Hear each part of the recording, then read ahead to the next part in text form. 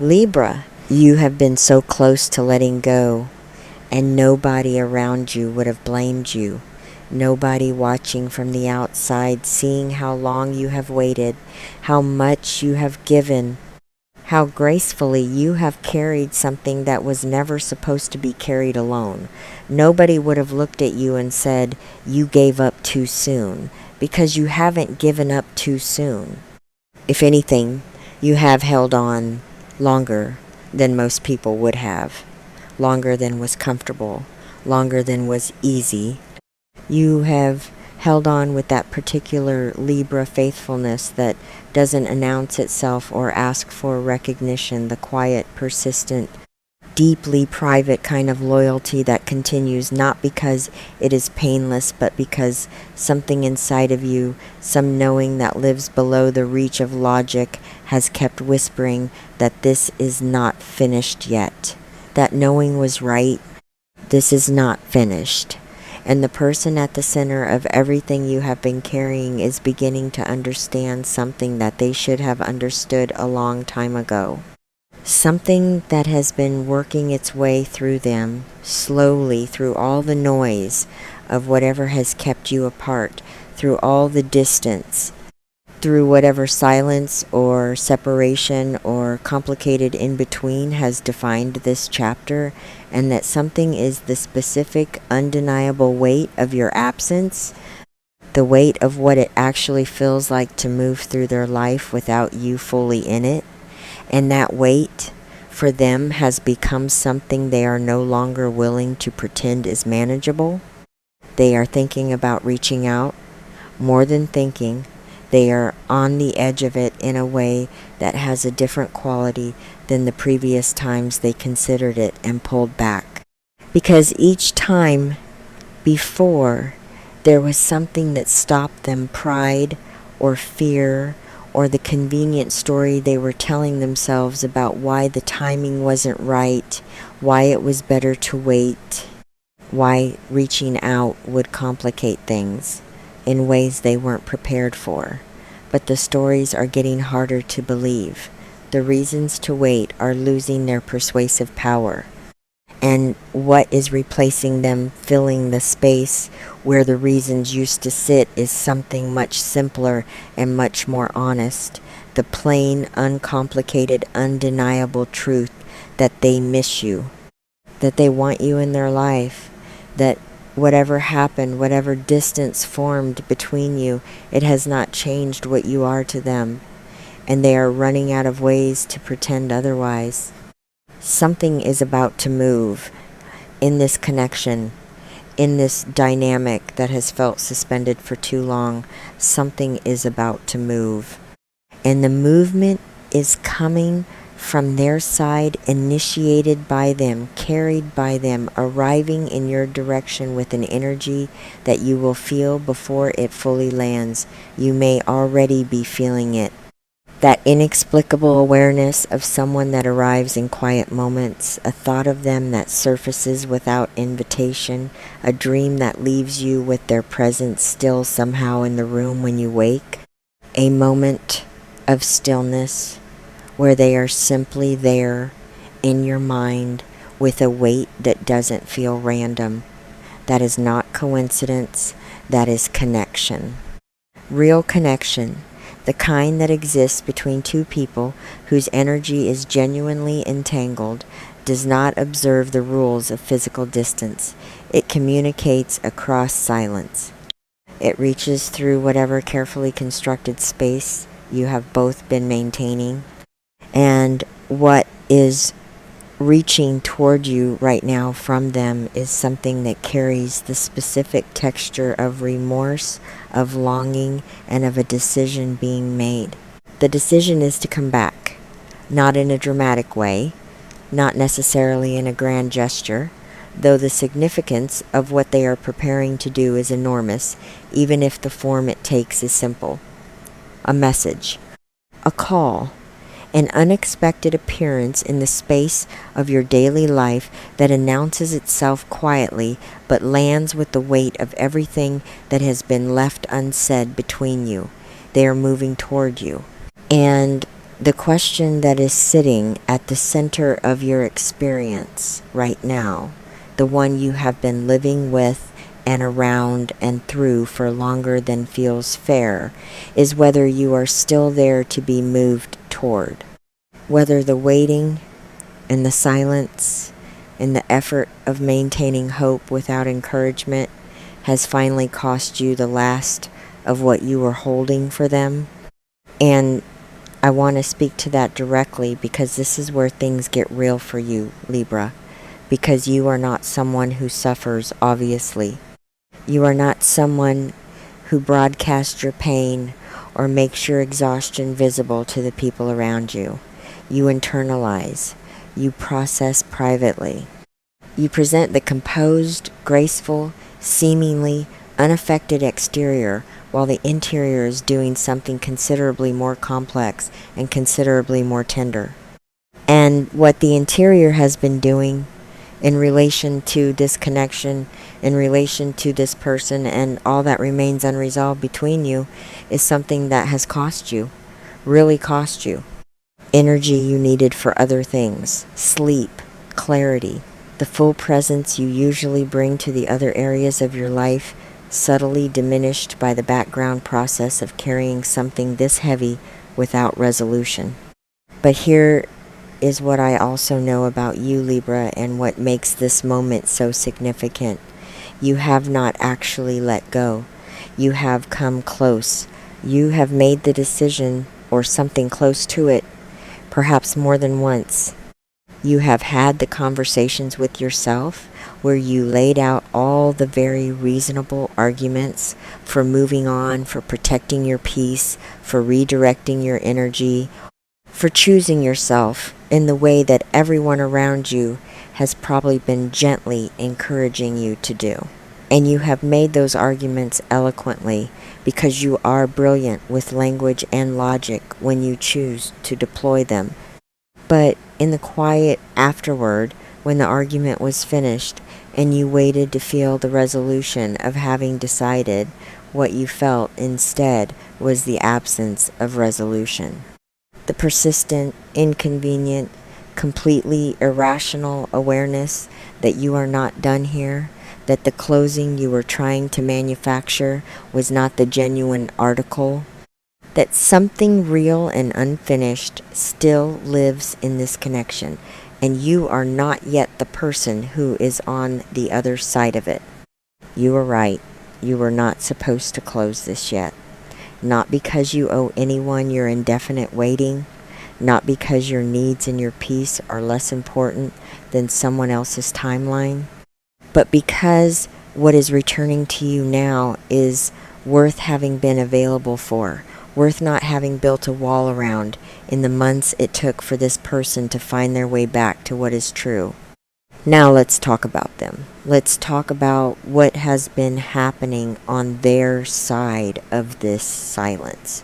Because understanding it, really understanding it, not just the surface of it, but the interior process of what they have been moving through is going to matter when the reunion arrives.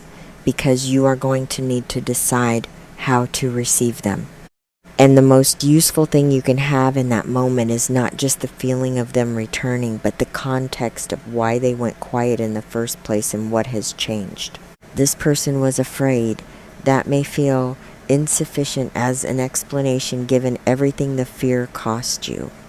And I am not offering it as justification. What you carried in this silence was real, and the weight of it was real, and a simple explanation of fear does not dissolve that weight, but it is the truth. What kept them from moving toward you sooner was not indifference.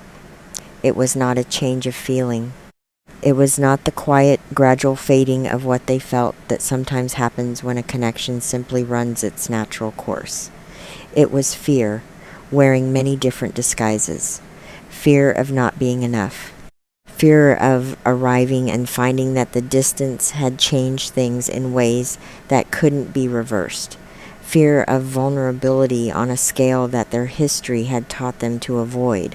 Fear, perhaps, of how much you matter, because when someone matters, at the level you matter to this person, the stakes of getting it wrong feel catastrophic in a way that can make stillness feel temporarily like the safer choice.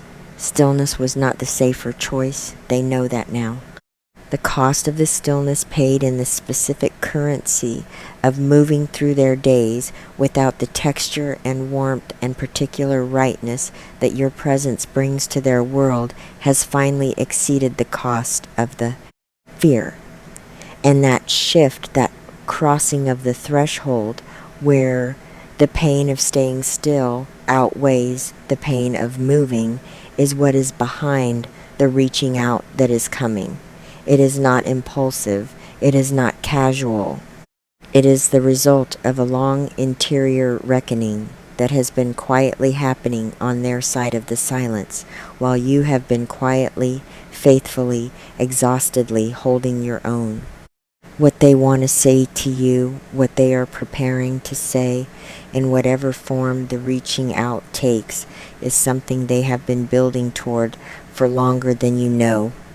They want you to know that you were not wrong, that what you felt between you was real and is real and has not become less real with the passage of time or the accumulation of distance. They want you to know that they have thought about you with a consistency that surprised even them, that you have been a presence in their interior world throughout this entire silence in a way that made the silence feel dishonest, like they were pretending an absence that was not actually occurring, because you were never truly absent from them. You were there in the thinking, in the comparison of everything else to the specific quality of what exists between you, in the moments of difficult honesty where they admitted to themselves what they already knew. They want to meet, and this is not a vague or distant wanting. There is something specific gathering in the energy of this connection, a physical meeting, a real and actual and in-person convergence that is forming in the near space ahead of you. Not in some indefinite future, not in the perhaps someday territory that hope sometimes has to inhabit when the evidence is thin.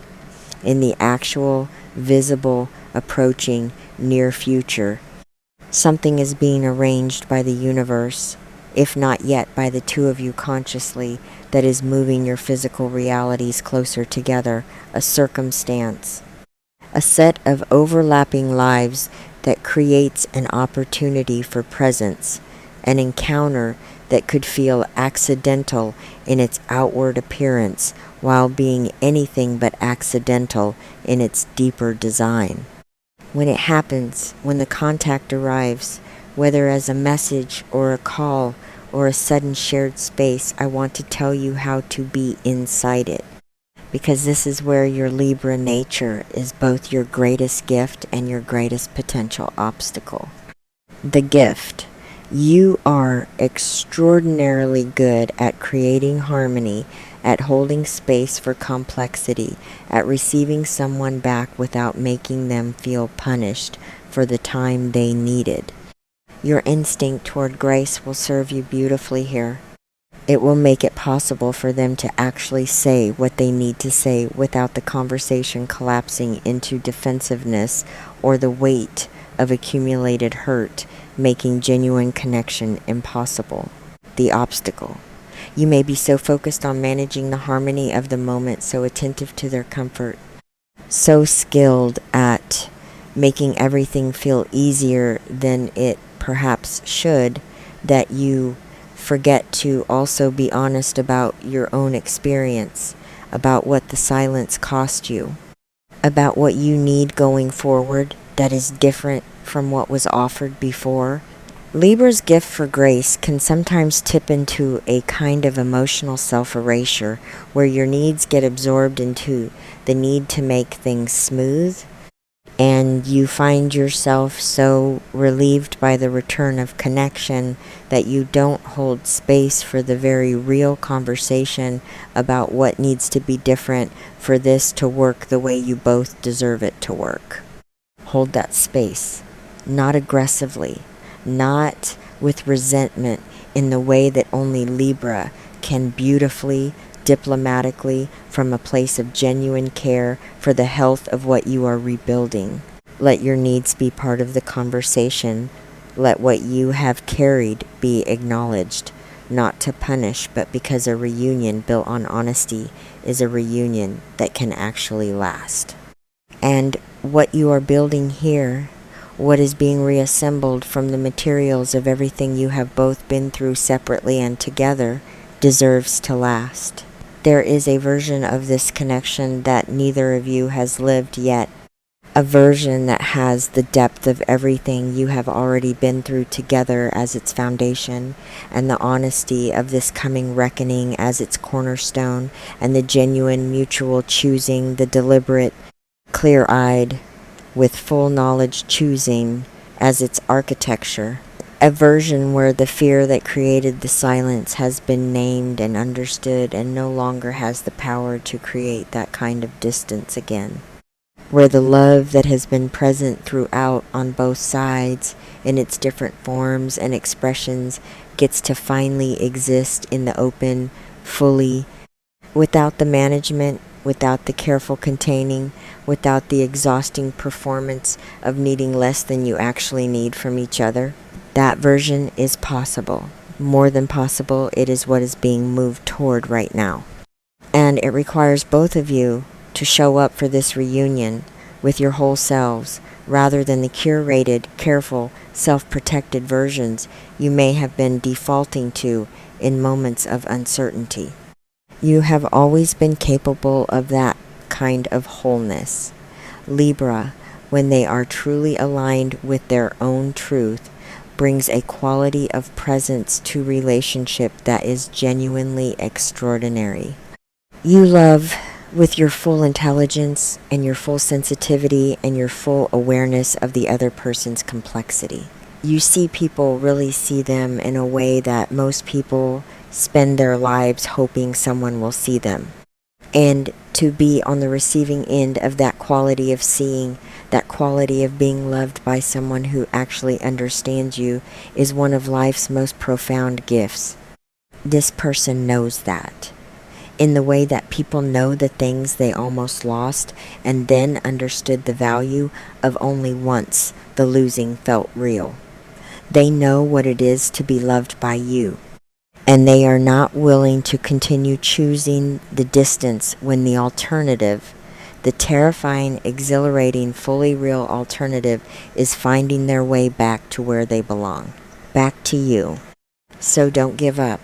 Not today. Not when you are this close.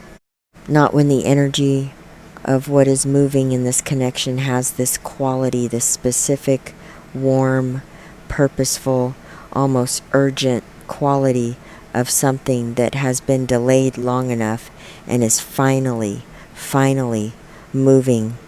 You have been so patient, so quietly, faithfully, extraordinarily patient, in a way that deserves to be honored not just by this person when they return, but by you right now in the private space of your own acknowledgement. You held on when letting go would have been easier. You stayed open when closing would have been more comfortable. You kept the faith in your quiet Libra way when the evidence asked you to doubt. And that faithfulness, that beautiful, stubborn, grace-filled faithfulness is part of why what is coming back to you. You stayed available for something real, and something real is on its way. The phone, the message, the unexpected presence, the moment where the silence finally breaks it is closer than the waiting has made it feel. And when it arrives, receive it with the same grace with which you have carried everything that came before it. Let it be the beginning of the version of this connection that was always meant to exist. The one that finally, completely, without reservation, has room for both of you in it. All of you. Not the edited version. Not the version that makes itself smaller to preserve the peace.